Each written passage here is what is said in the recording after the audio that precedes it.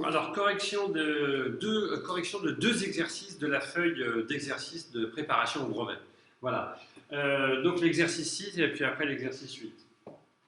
Ici, on vous demande de considérer les fonctions suivantes et ensuite de reconnaître les représentations graphiques de ces fonctions. Bien. Ici, vous avez trois droites. Alors, j'ai pris cet exercice pour la correction par vidéo. Je ne vais pas tous les corriger, mais celui-là est intéressant. Ça vous rappelle un petit peu quels sont les trois types de fonctions que vous êtes censé connaître. La première, ici, x plus 2, c'est une fonction de type mx plus p. Hein. Ici, on a bien mx plus p, avec f de x égale mx plus p, avec m égale 1, m vaut 1, et p égale 2. Voilà, j'en profite bien sûr, c'est pour vous rappeler ce que c'est que des fonctions affines. Hein. Donc ça, c'est bien une fonction affine.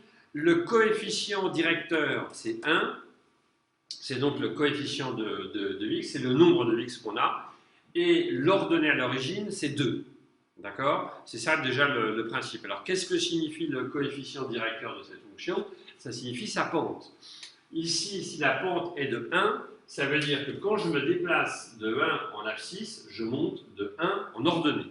Donc, en fait, une fonction dont le coefficient directeur est 1, elle est parallèle à ce petit segment-là. Voilà. C'est toutes les fonctions qui sont comme ça. Toutes celles-là, notamment celle-ci, évidemment, parce que c'est celle qu'on vous demande. Et c'est ça qu'il faut bien comprendre, en fait. Hein. Le coefficient, c'est 1, ça veut dire que si je me déplace de 3, alors je monte de 3. Le déplacement, quand j'avance à l'horizontale, je monte autant en vertical.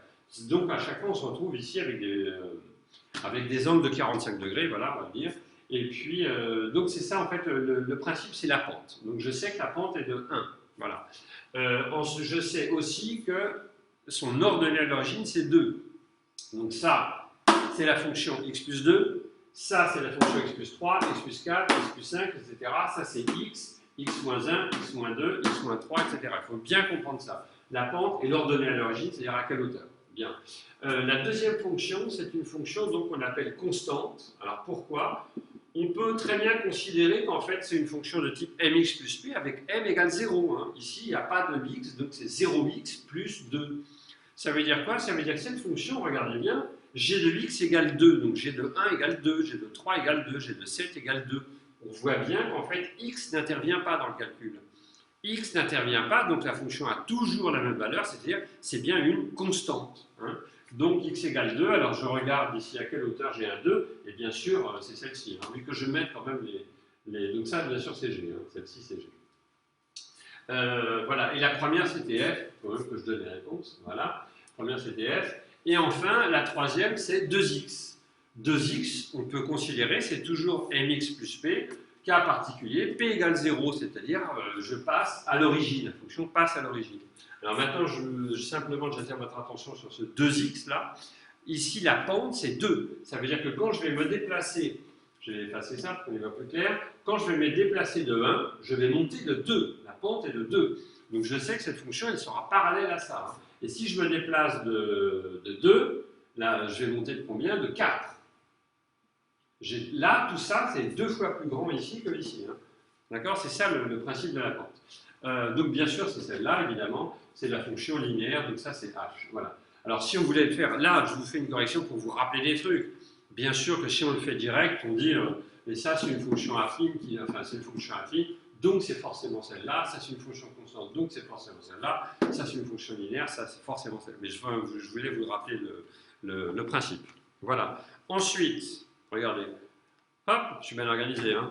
Donc, ensuite, deuxième exercice à corriger, l'exercice 8. Alors, celui-là, je l'ai choisi aussi parce que je voudrais vous réexpliquer des choses. Je vais mettre de l'autre côté, sinon on ne voit pas bien. C'est l'histoire de pourcentage.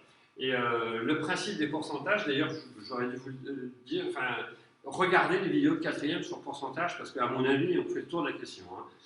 Pourcentage, tout peut se régler avec des tableaux de proportionnalité. Après, le seul problème, c'est de bien lire la question, de bien comprendre l'énoncé. Un antiquaire se donne une armoire au prix initial de 380 €. Et après, j'ai des histoires de pourcentage. Je ne regarde même pas pour l'instant, mais tout de suite, je dois penser que 380 €, c'est 100% du prix. Donc, je vais faire un tableau comme ça, en fait. Donc, le prix, tableau de proportionnalité. Hein. On ne voit plus, hein. Bon, c'est pas grave, on m'entend. Le prix et en dessous, le pourcentage. Voilà. Et vous avez la première donnée du problème, 380, c'est 100%. Ok, bah à partir de là, vous allez voir, c'est fastoche, je calcule tout comme je veux. Hein. Ne parlons pas la vente, il décide d'accorder une remise de, j'arrive pas à dire, de 20%. 20%. Maintenant, calculer le nouveau prix de l'armoire. Donc je ne vais pas calculer le prix, la remise, je calcule le nouveau prix de l'armoire directement. Si c'est une remise de 20%, on comprend bien qu'il reste 80% du prix. Très bien. Donc ici, moi, je veux 80. Voilà. Tableau de proportionnalité. Hein. Donc on sait remplir ça. Très bien. Question suivante. La vente ne se faisant pas, il décide d'accorder une remise de 114 € sur le prix initial de 380. Calculer le pourcentage de la réduction. C'est-à-dire, en question, 114, ça représente combien de pourcents? Ben voilà, je mets 114 ici et c'est réglé. Hein. Alors quand je dis c'est réglé, il faut quand même faire le calcul, hein, bien sûr. Mais ça, vous savez bien que c'est ce truc-là, c'est bien. On va mettre x. Hein, allez, on va mettre x est bien égal à 380 fois 80 sur 100. Voilà, vous savez que c'est ça. Et ce truc-là, y, on va le mettre. Y, ça va être égal à 114 fois 100 divisé par, 380. 114, Y égale 114 fois 100 divisé par 380.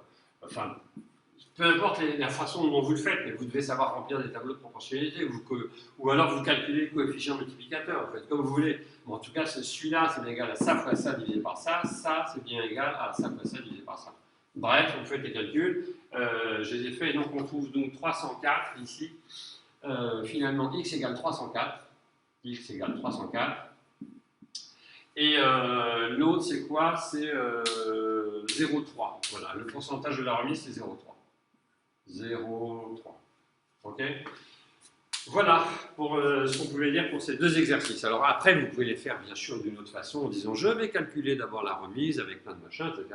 Ici, vous faites ça, puis après vous faites des phrases-réponses, hein, bien entendu. Hein. Ça m'étonne juste que ce soit...